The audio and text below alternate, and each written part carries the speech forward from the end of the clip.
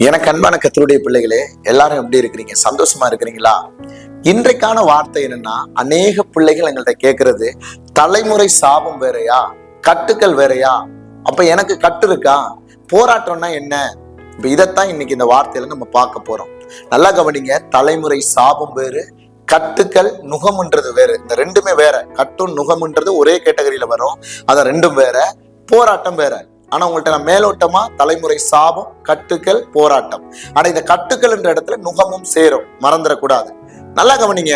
யாத்திரையாகமம் 34:7 சொல்றாரு, தாய் தகப்பன் செய்கிற பாவத்தை, அக்கிரமத்தை எங்க கேட்பாராம்? பிள்ளைகள் இடத்துல 3ஆம் 4ஆம் தலைமுறை மட்டும் விசாரிக்கிறவர்ன்றது யாத்திரையாகமம் 34:7 சொல்லுது. ஆனா எசேக்கியேல் 18:19-20 படிச்சா, இது எப்படி குமாரன் தன் தகப்பனுடைய அக்கிரமத்தை சுமக்கிறது இல்லையா அப்படின்னு கேட்டா, அந்த குமாரன் அவன் பாருங்க, அப்பா அம்மா செய்த பாவத்தை விட்டு அவன் மனம் திரும்பி கர்த்தரை உண்மையாய் சார்ந்து உண்மையும் நீதியும் செய்தால் அவன் பிழைக்கவே பிழைப்பான், பாவம் செய்கிற ஆத்மாவை சாபம் என்று எசேக்கியேல் 18:19-20 நம்ம படிக்கிறோம். அப்படின்னா இப்ப உங்க அம்மா அப்பா செய்த பாவங்கள் இப்ப நீங்க சுமந்து வர்றீங்க, அந்த தலைமுறை சாபத்தை சுமந்து வர்றீங்க. அது எப்படின்னா, இப்ப நீங்க ஒருவேளை பாவம் செய்து, மீறுதல் செய்து, அக்கிரமம் செய்தா உங்க பிள்ளைகள் இடத்துல 3ஆம் 4ஆம் தலைமுறை, அதே போல நீங்க 3வது தலைமுறைக்குள்ள வர்றீங்க, இல்லாட்டி 4வது தலைமுறைக்கு உள்ள வர்றீங்கன்னா அப்படின்னா மேல இப்ப உங்க அப்பா அம்மாவா இருக்கலாம், இல்லாட்டி அவங்க அப்பா அம்மாவா இருக்கலாம். நீங்க 4வது கேட்டகரியில இருக்கிறீங்கன்னா அதுவரையும் அந்த சாபம் சுமரும். ஒருவேளை நீங்க இயேசப்பாவை ஏற்றுக்கொண்டு, அதான் நல்லா கவனிங்க, இப்ப நம்ம ரட்சிக்கப்பட்டு ஞானஸ்நானம் எடுத்து ரத்தத்துல கழுவப்படும் பொழுது அந்த தலைமுறை சாபங்கள் உடைக்கப்படுது.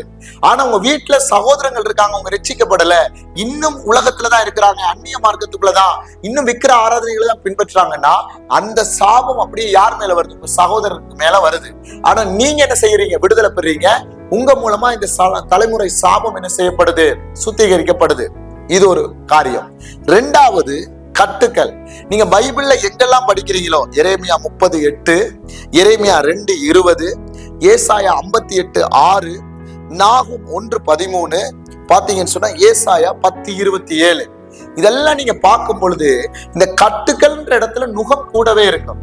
நல்லா கவனிச்சு பாருங்க. கட்டுக்கள்னு எங்கெல்லாம் பைபிள்ல படிக்கிறீங்களோ அங்க நுகம். கட்டு என்பது இப்ப உங்களுடைய தலைமுறை சாபம் அப்படியே என்ன செய்யுது? உங்க மேல அந்த சந்ததி வரும்பொழுது கட்டா மாறுது. அப்படின்னா அது அந்த கட்டுன்ற அர்த்தம் என்ன அப்படின்னா, விடுதலை பெற முடியல.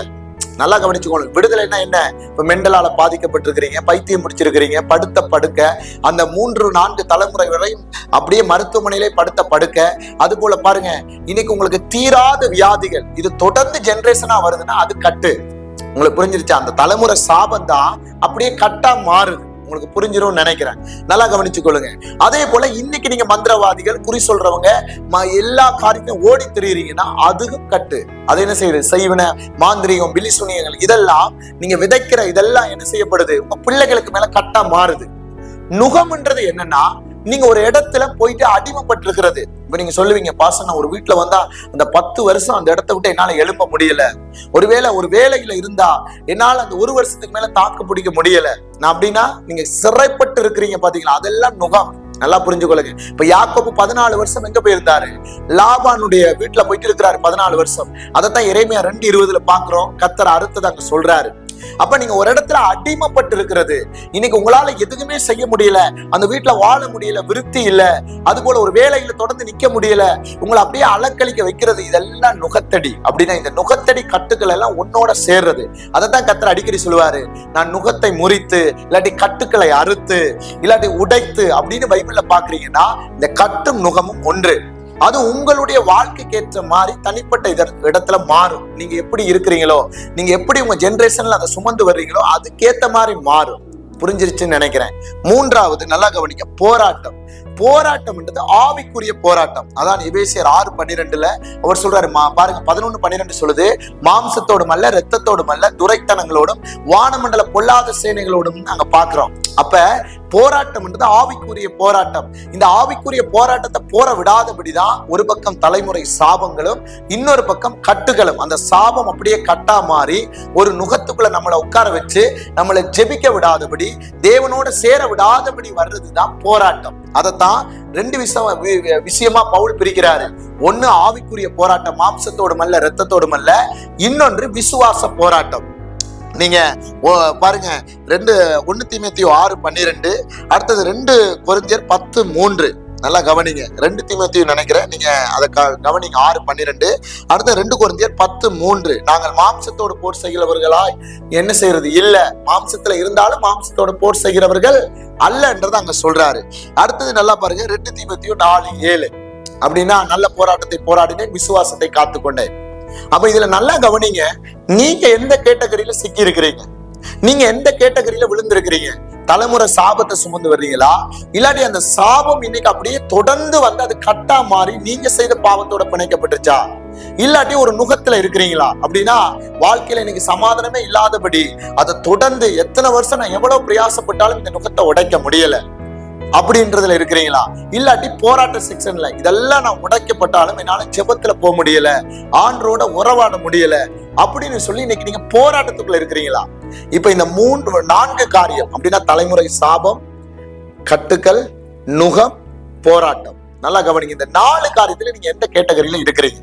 இப்ப இந்த கடைசி கேட்டகரிக்கு வந்துட்டீங்கன்னா நீங்க ஜெபத்துல, உபவாசத்துல, வேத வாசிப்புல தான் ஜெயிக்க முடியும். இல்ல இந்த மேல இருக்கிற 3 காரியத்திலே நீங்க இன்னும் உடைக்கப்படலைன்னா, நீங்க உடைக்கப்படுறதுக்கு அபிஷேகத்தினால நுகங்கள் முறியும். ஏசாயா 10:27 சொல்லுது. அப்ப வல்லமை உள்ள, அபிஷேகம் உள்ள, வரங்கள் பெற்ற ஊழியக்காரர்களோட நீங்க பிரயாணம் பண்ணும் பொழுது, நீங்க தேவ ஆவியானவரோடு நிரம்பி ஜெபிக்கும் பொழுதுதான் இந்த 3 காரியத்தை நம்ம ஜெயிக்க முடியும். எதை? தலைமுறை சாபத்தை நல்லா கவனிச்சு கொள்ளுங்க, கட்டுக்களை, நுகத்தை. அதான் சொல்லியிருப்பேன், தலைமுறை சாபம்ன்றது அப்பா அம்மா மூலமாய் வர்றது, கட்டுக்கள்ன்றது நீங்க அந்நிய தெய்வங்களை நாடி பின்பற்றி போயிருக்கலாம், இல்லாட்டி அந்த சாபம் கட்டா மாறி இருக்கலாம். நுகம்ன்றது நீங்க ஒரு இடத்துல முடக்கப்பட்டு எதுவுமே செய்ய முடியாதபடி உங்க குடும்பம் எழும்ப முடியாம இருக்கிறது நுகம். அதைத்தான் எரேமியா அங்க சொல்லுவாரு பாருங்க, அனனியா தீர்க்கதரிசி சொல்லுவாரு, இன்னைக்கு இந்த நுகத்தை உடைச்சிட்ட, ஆனா இரும்பு நுகத்தை நீ களத்துல ஏற்றி கொண்டுட்ட. ஏன் அப்படின்னா 70 வருஷம் எங்க போவ, பாபிலோனுக்கு சிறைப்பட்டு போவேன்னு சொல்லுவாரு. அப்ப அந்த நுகம்ன்றது என்னன்னா, நம்ம நல்லா கவனிச்சுக்கொள்ளுங்க, ஒரு இடத்துல அடைக்கப்பட்டிருக்கிறது. அப்ப நீங்க உங்களுடைய வாழ்க்கையில நான் எந்த கேட்டகரியில இருக்கிறேன், நான் எதற்கு விடுதலை பெறணும், அதை மட்டும் நீங்க என்ன செய்யுங்க, தியானிங்க, அதை ஆராயுங்க. கர்த்தர் நிச்சயமா உங்களுக்கு அதுல விடுதலை கொடுத்து, கர்த்தர் உங்களுக்கு ஒரு அற்புதத்தை செய்ய வல்லமை உள்ளவரா இருக்கிறாரு. இன்னும் உங்களுக்கு இதை தவிர ஆவிக்குரிய ரகசியத்தை இன்னும் நீங்க அறிய விரும்பினா கமெண்ட் செக்ஷன்ல தெரியப்படுத்துங்க. எங்க வாட்ஸ்அப் குரூப்ல ஜாயின் பண்ணுங்க. இன்னும் உங்களுக்கு எக்ஸ்பிளைன் பண்ண நாங்க விரும்புறோம். கர்த்தர் உங்களை ஆசீர்வதிப்பாராக. God bless you.